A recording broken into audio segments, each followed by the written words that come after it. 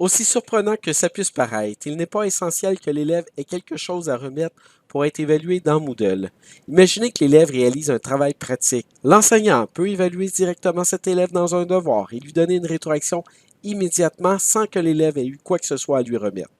Dans cette situation particulière, les grilles d'évaluation sont très intéressantes pour évaluer le travail de votre élève. Vous pourriez même prendre une photo de son travail et l'enregistrer comme preuve d'apprentissage en le joignant dans un fichier de rétroaction accompagné d'un commentaire vocal de votre part. Donc, je vous montre tout cela. Pour faire cela, nous allons créer un nouveau devoir.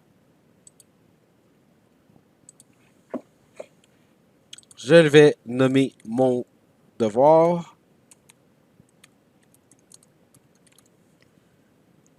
Donner des consignes. Je descends. Ici, au type de remise, il est possible de laisser la case remise de fichier cochée si vous le désirez. Dans certains contextes, l'élève a déjà un appareil mobile en sa possession. Vous pourriez dire à votre élève de prendre la photo de son travail et de le remettre comme preuve dans son travail. Mais ce n'est pas essentiel. Vous pourriez aussi décocher la case, l'élève n'aurait absolument rien à remettre. On va descendre sur Note et on va cliquer Note pour passer. On va inscrire une note pour passer. On descend dans Achèvement d'activité et on va changer le suivi d'achèvement pour afficher l'activité comme terminée dès que les conditions sont remplies. Et la seule case à cocher que je coche, c'est celle qui dit que les étudiants doivent recevoir une note pour terminer cette activité. C'est la seule condition pour l'achèvement d'activité. Je descends, j'enregistre et j'affiche. Je suis maintenant rendu au moment où je peux évaluer mes élèves même s'ils n'ont rien remis. Donc, maintenant que je suis dans mon devoir, je vais cliquer sur le bouton Consulter tous les travaux remis.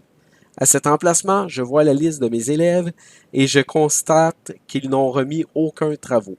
Ce n'est pas grave, je clique sur le bouton Note et maintenant je peux donner une note à mon élève, lui faire un commentaire écrit, enregistrer ma voix pour lui faire un commentaire vocal ou même faire une vidéo de moi-même.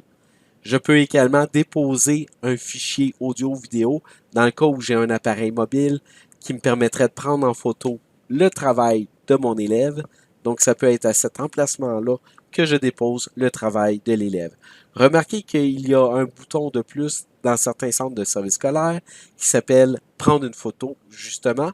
Donc, c'est un des plugins qui a été créé par les récits de la formation à distance et qui est disponible à certains moments, ce qui n'est pas mon cas actuellement.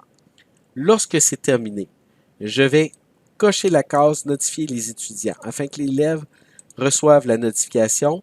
Je clique sur le bouton Enregistrer. Maintenant, mon élève a reçu sa notification comme quoi que je lui ai fait une note et je lui ai envoyé un feedback. Puis pour m'en assurer, je peux même aller consulter les rapports à l'intérieur de Moodle, donc d'achèvement d'activité, qui m'indique que mon élève a réellement reçu une note et qu'il a réalisé mon deuxième devoir. Voilà ce qui complète ce tutoriel. J'espère que vous avez appris et que vous vous êtes rendu compte que les devoirs Moodle sont très flexibles et qui vous permettent de faire une variété de choses incroyables. Sur ce, à la prochaine.